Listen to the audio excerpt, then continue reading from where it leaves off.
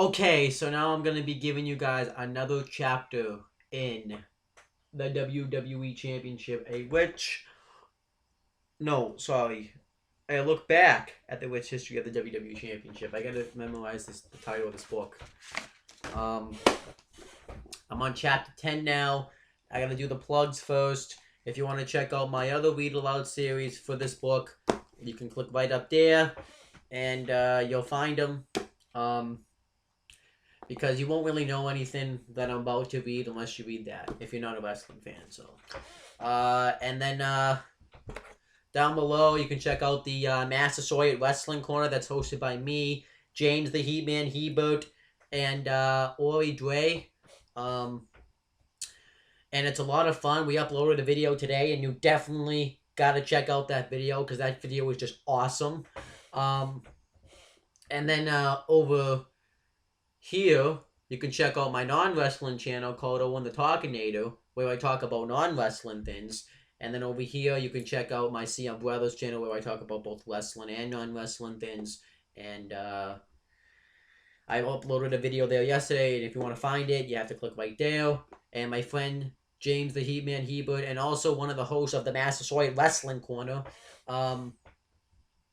has two other YouTube channels that I'll put somewhere in this video. And the first one is called James Hebert, and he makes a lot of custom Titantrons for professional wrestlers, and he does a lot of voiceovers for bands and stuff like that, and you can check that out. You can also check out his Weymouth Youth Wrestling channel, where he's holding a 32-man tournament to crown the very first ever WIW champion, and I'm one of those 32 people in that tournament, and I'm going to win the whole thing and become the first ever WIW champion. And you can click down below to subscribe to me to check out future videos from me. So now that I've gotten all the plugs out of the way, I'm going to read this book. I'm on chapter 10. And here's a picture of Sergeant Slaughter. So maybe you might know what this is about. Chapter, anyways. And the chapter was called USA, USA. And you're going to see why in a second. In the summer of 1984, Sergeant Slaughter uses heated rivalry with the hated Iron Sheik to become an American hero. Filled with pride, fans flocked to New York's Madison Square Garden to watch the larger-than-life former Marine Corps member take it to WWE's greatest villain.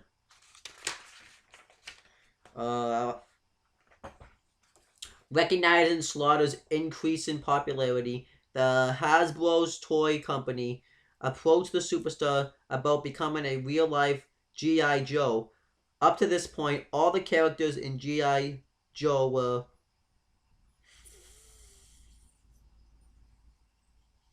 fictitious. I don't know how to say that word. Hasbro saw Slaughter as somebody who could travel the country and serve as a spokesman on behalf of the popular toy line. As part of the deal, he would be inserted into the popular cartoon series and be given his own action figure. That's actually pretty cool right there. I bet that made him really famous and popular and stuff like that. So that was pretty cool. I actually didn't even know that about him. The thought of becoming a real-life G.I. Joe was appealing to Slaughter. His boss, Vince McMahon Jr., who is now Vincent Kennedy McMahon today, however, saw the opportunity as a conflict to his responsibility as a superstar. As a result, Slaughter was forced to choose between G.I. Joe and WWE. And at the height of his in-ring popularity, he surprisingly chose G.I. Joe. So I'm actually shocked he did that. That he chose to do G.I. Joe over to be a professional wrestler. But that's pretty cool. Maybe the money was better. Maybe the the travel was better. Maybe there was a reason why Slaughter did it. So I'll continue. Slaughter spent the next 5 years working with Hasbro. Though risky at first, the move ultimately proved to be beneficial as the exposure he gained, coupled with his prior success against the Iron Sheik, made him a household name. People everywhere, not just wrestling or G.I. Joe fans, recognize Sergeant Slaughter as a true American hero. Which I can understand that. That's probably what kind of started his gimmick in a way. Even though he did this stuff, but after his contract with Hasbro ended, Slaughter received a call from McMahon. "Are you ready to come back to work?" he was asked. "Come to my house tomorrow. I have an idea for you." And you're gonna see what that idea is in a second, because obviously his 5-year contract came up. Um,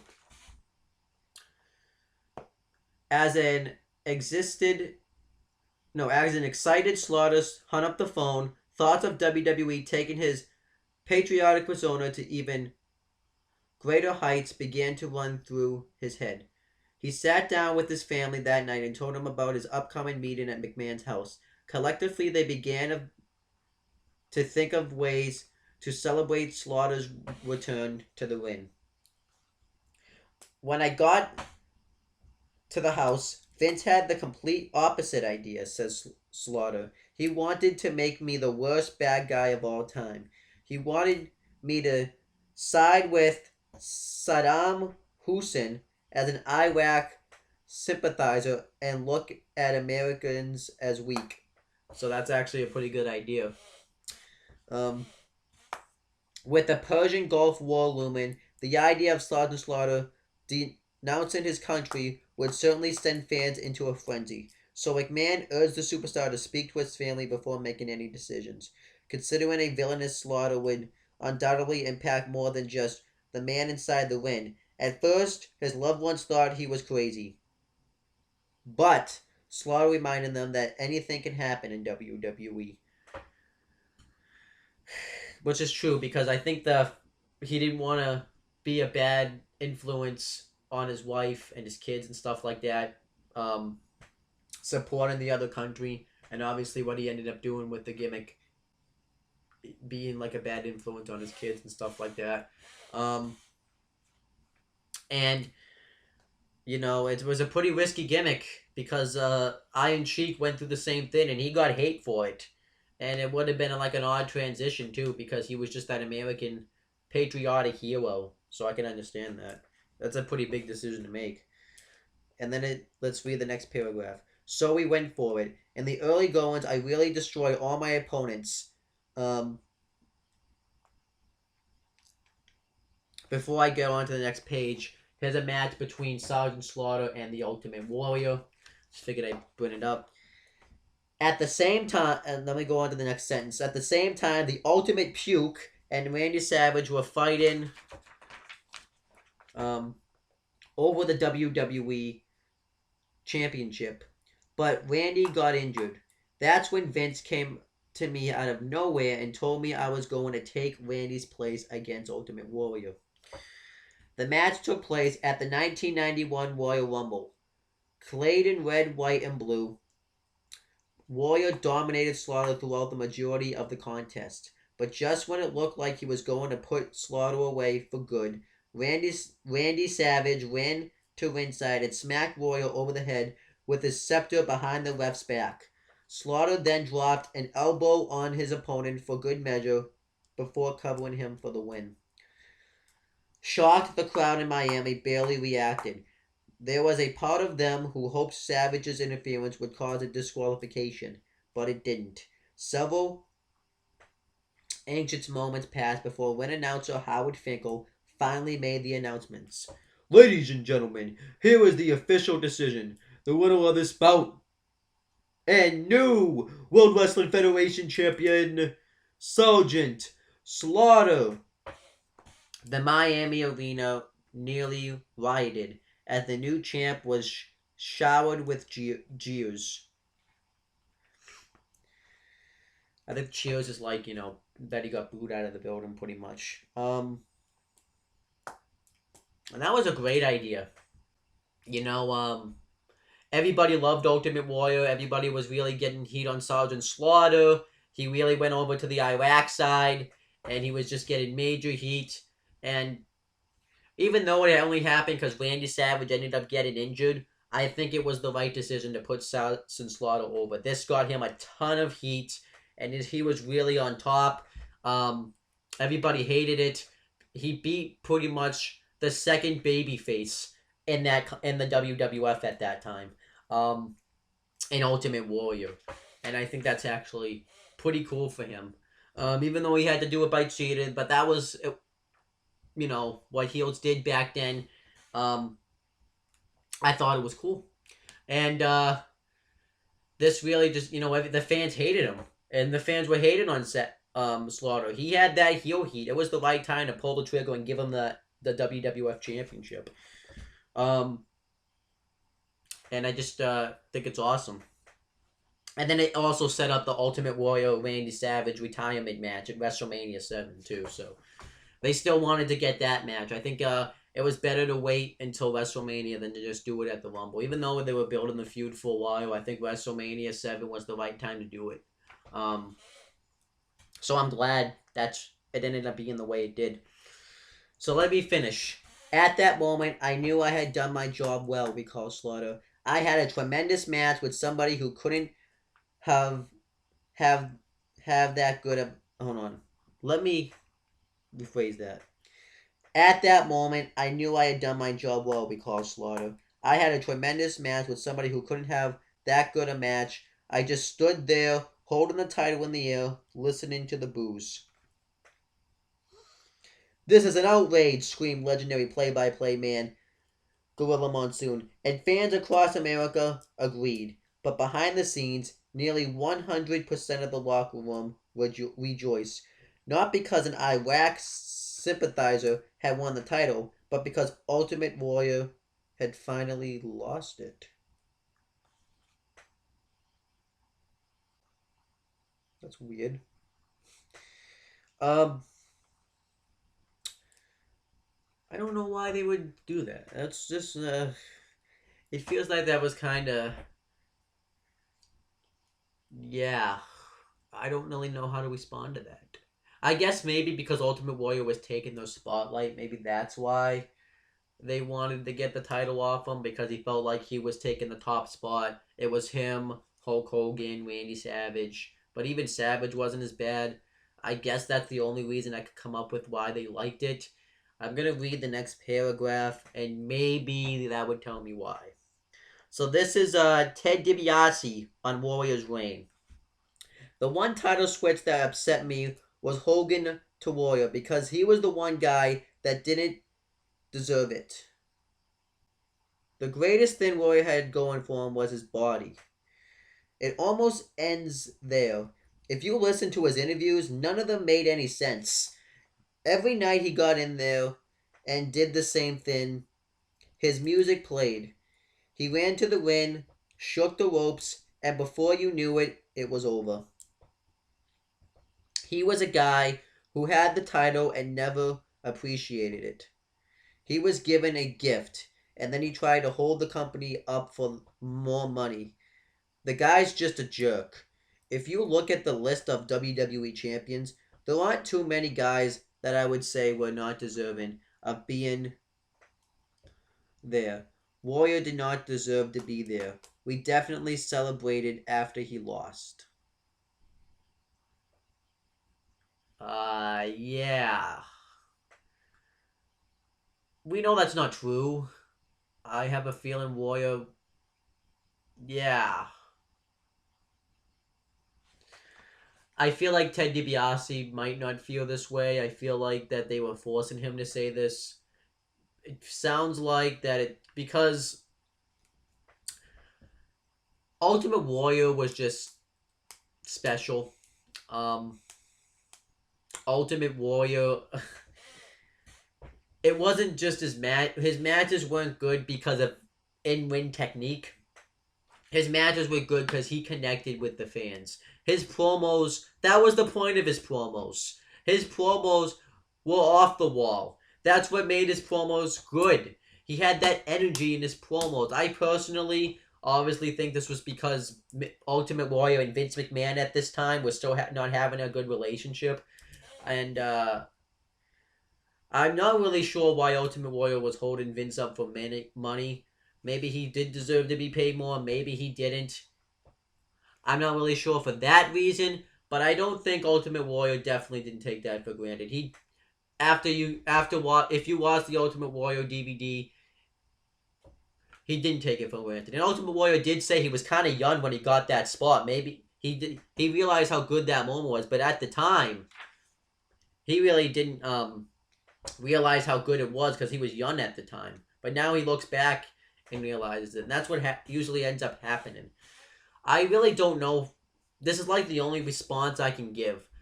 I feel like the $1 Million Man, Ted DiBiase, doesn't honestly feel this way. I feel like they were probably telling him to say that. And I think that's kind of weird that they did that. Just bizarre. Alright. So let me continue. That was weird. Meanwhile, Sergeant Slaughter immediately went back to work. Recorded interviews and taking photos until 3 o'clock in the morning. When the new champ finally left the arena, he and his agent stopped for something to eat before going to the hotel. The restaurant was empty, with the exception of the Chief Slaughter, and his agent sat patiently while waiting for service. After nearly 15 minutes had passed, the agent leaned over to the chief and asked if they could order. "You can eat, he can't," said the chief, pointing at Slaughter, proudly sporting at Marine Corps tattoo. He proceeded to tell the agent that he had seen the Royal Rumble and didn't care if Slaughter was the WWE champion or not. He wasn't going to serve an American turncoat. That's actually kind of... That just proves how much heat Sergeant Slaughter got. I guess people took wrestling so seriously back then. At least they did. You know, at least wrestling had that believability where it was real, where it was real. So at least they have that. But that's actually kind of cool. But let's see what happens next. So Slaughter went back to his hotel room hungry. Once there, he pulled his newly won title out of his bag. It was kind of a purple-violet color of all colors. Remember Slaughter. Not the type of championship you wanted to walk around with. But that's what Warrior wanted. No, but that's what Ultimate Warrior wanted. He demanded it be that color. I looked up to the heavens and said to myself, "Thank you, Lord. Everything I worked so hard for, all the times being away from my family on holidays and birthdays and anniversaries. It all finally made some sense when I was sitting there holding the belt. I then started thinking about all the great champions who came before me. I knew my name was going to be a part of history with some of the greatest in professional wrestling." That's actually pretty cool. That's how a lot of these superstars feel because they don't get these chances as often to hold the WWE Championship. Only a certain number of people get to do that, so I think that's pretty cool. And I think that's cool, like how much heat Sergeant Slaughter got when somebody wouldn't even serve him. That was kind of a dick move, but I guess that's just how much heat he got. Continuing though, the next day, Sergeant Slaughter was on top of the world as he walked into the arena. He arrived fairly early and... Oh, I screwed up my words. Let me redo that. He arrived fairly early, and before he could even unpack his bag, Chief J. Strombo ran over to ask if he had talked to his wife yet. "No," Slaughter replied.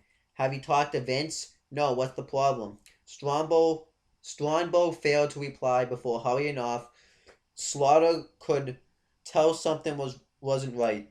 He immediately called his wife, but there was no answer. Now Slaughter started to worry. Finally, he got a hold of Vince McMahon. "Somebody called and threatened to kill you. Kill me. Kill our families. Blow up the office and blow up your homes," McMahon told Slaughter. "As a precaution, I called your wife and asked her there was some place she could spend the night until I could get some security at your home." That's fucked. Yeah, it's just people will. This is what I think they wanted though. To get Sergeant Slaughter this heat. You know, he got death threats. I think I've talked about this. This is how you get heat. You get people to actually want to kill you. And it is a risk that you have to take because you have to take the risk that somebody's going to want to kill you. Um, I really wish they would do this a lot nowadays with heels. I really wish they would.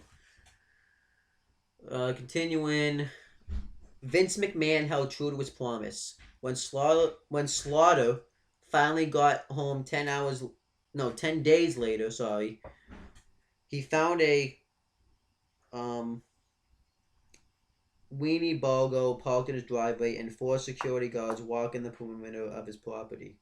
Not quite sure what to think of the situation, Slaughter walked over to the men.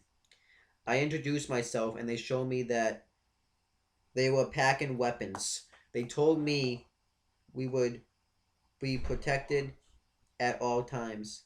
They said they would take my children to school and pick them up. They drove my wife to the mall or wherever she wanted to go. It didn't sit well with her at the time. She didn't want anybody with guns taking her kids to school or her to the supermarket, which I can understand that because that's just weird. Um, and yeah, that's just how much heat he had. I can't believe what people would threaten to hurt his kids. Uh, that's pretty screwed up right there. That's always kind of how I felt when the Jewish stuff was going on in World War II. Why they would hurt kids and all that stuff. I always find weird. They say not to hurt kids, but when it's an Iraq kid, it's okay. It's really weird. Uh, but people are weird, so. But yeah, that's just how much heat he got. Despite the threat, Slaughter not only continued to support Iraq each week on television, but he turned up the heat even more. Alongside General Adnan, who had actually gone to college with Saddam Hussein, Slaughter would pull different stunts every night in an attempt to rile up the crowd. One night, they brought out a cake and asked the crowd to sing happy birthday to Saddam. The next night, they forced the ring announcer to read a written statement claiming it was Veterans Day in Iraq, and Sergeant Slaughter wanted everybody to stand up and pay their respects to the Iraq soldiers who died in the takeover of Kuwait. Every night, no, sorry, each night, an explosion of hate would pour down on the WWE champion, and he loved every minute of it. He was just getting some heat. That's all I have to say there. With each new stunt came a new threat. It seemed like every city Slaughter set foot in threatened his life, but he refused to let it deter his success. One time in Philadelphia, a lady called the police and told them that her son was going to the wrestling matches and was going to kill me. They came and told me that there was a possibility someone in the audience may try to harm me. They said they said I had the right not to go out there if I didn't want to. I talked to the road agents and Arnold Scotland, I think that's how you say his name, and told them I was going to go out there and do my job. No incident occurred during the match. That's great. Uh, he just got so much heat. Like everybody hated Sergeant Slaughter. Everybody couldn't stand him. I just think that was kind of like it sucks for them personally, because now his kids don't feel safe all the time. Um, but that's what they did. I mean, Sergeant Slaughter seemed fine with it. I feel like if Sergeant Slaughter wanted to call it off, I feel like Vince at that time would have been fine with it. Nowadays, probably not. He probably would have forced him to do it anyways. But I feel like Vince would have been fine with it. I feel like Vince would have understood. And I just want to show you this picture before I go over the next page. I have one more paragraph. There's a picture of Hulk Hogan waving the American flag, and you're going to find out why as this chapter continues. Um, A similar situation happened in New Jersey. Luckily, they found the suspect who was carrying a gun before any harm could be done. This threat sparked the FBI to meet with the WWE champion before a show at Madison Square Garden. They took him into a quiet room in the black and advised him to wear a bulletproof vest while wrestling. He wore it for a few weeks before ultimately deciding it wasn't for him. It's just pretty cool that now he has to wrestle in a bulletproof vest. That's how much heat he's getting. Nearly 2 decades later, a brave Slaughter never recalls actually feeling frightened from any potential um, maintenance. No, I don't know how to say that word. So, any potential like threat, or I think. I guess once the FBI came in, though, I should have taken it more seriously, which was probably true. Um, by the time promotion for WrestleMania 7 began, Sergeant Slaughter um, had become one of the most reviled WWE champions in history. His anti American venom rivaled that of the Iron Sheik's nearly 10 years earlier. Ironically, the same man who took down the Sheik was also charged with trampling Slaughter at WrestleMania 7, Hulk Hogan. Which, because he won the Royal Rumble, I think, that year, and that's when they started to do the thing where if you won the Royal Rumble, you got a title shot at WrestleMania. That's when they started to do that, and that's what happened with Hulk Hogan. And it made sense for that match. Hulk Hogan was pro USA. Hulk Hogan was he really wanted to stand up for USA, and Sergeant Slaughter was the Iraq. Everybody hated Slaughter. Um, as WrestleMania drew closer, Slaughter began to attack the Hulkster with his unique brand of psychological warfare. One of his most effective stunts saw the champ send a Hogan t-shirt up in flames, which is pretty cool. The original plan was for me to burn the flag, but I didn't think that was a good idea, admits Slaughter. So I decided to burn the shirt, and I think the job done more than if I went the other direction. Probably if he burned the flag too, he probably would be dead. They probably would have had to really protect his family. Like it would have been bad at that point, so it was probably a good idea. Um, with patriotism, yeah, I said it right. At all At an all-time high, WWE chose the massive Los Angeles Memorial Coliseum to host WrestleMania. I believe you can't even use that Coliseum. I think they just closed that down this year too. I could be wrong though. There were so many anti-Slaughter fans at the time that WWE didn't think twice about filling the place, no, filing the place, despite urban legends to the contrary. Unfortunately, however, the Coliseum never wound up hosting the event. That's the most difficult part for me to accept, says Slaughter. We were going to have 104,000 fans in there. Vince showed me the layout. He was going to have huge screens on each end of the football field. That was going to be the attendance record breaker. Then we got word that the Coliseum had so many threats against my life and bomb threats as well that Vince was going to have to secure the whole building, which was going to cost upwards of $4 million. So instead, we went inside the arena. That's actually crazy that they had to do that. Where that they couldn't even like do set up the arena with the way they wanted to because Slaughter had to go have so much heat, and they had to protect him during the Mania match. That's insane. That's just how much heat he got. Although disappointed by the change in venue, Slaughter would take his title defense to the confines of Los Angeles Memorial Sports Arena, which was decked out in red, white, and blue for the event. Uncharacteristically, Slaughter came out first for the match, followed by a flag-waving Hulk Hogan, who was greeted with a rousing patriotic ovation.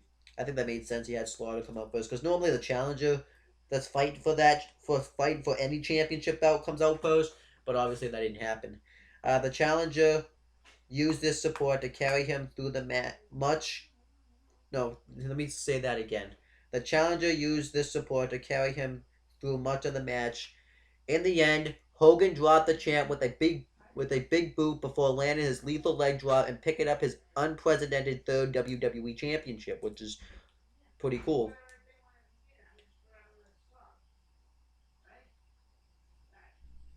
As the capacity crowd hailed their hero announcer, Gorilla Monsoon proclaimed, "The war is now over. He couldn't have been more wrong." After the event, Slaughter sought out Hogan in the locker room area. So I think it made sense why you would have Hulk Hogan go over because I feel like Slaughter would have gotten even more death threats, and I think that's kind of where the storyline should have ended. So it made sense. So let me continue. While the unsuspected Hulkster was celebrating his victory, the former champ tossed a fireball directly into his eyes. The disgusting act set up a series of rematches, but Slaughter was unable to regain the gold. Um, After his rivalry with Hogan, Slaughter struggled with which direction he would take his career. He hoped he could continue chasing the title as the Iraq sympathizer, but when the Gulf War began, he backed off because people were dying in real life situations, which made sense. And I think he wanted probably the heat to stop and the death threats of his families to stop. So I can understand that. This is the last paragraph. So I went out and asked for my country back. Remember, Slaughter. We did a series of vignettes at all different monuments in areas of historical interests. Um, Finally, I went out and saying "God bless America," and people were standing and cheering and holding up lighters. They accepted me back. When I got back through the curtain, Vince told me it was one of the most incredible things he ever seen. Later that night, I was teamed with Hacksaw Jim Duggan.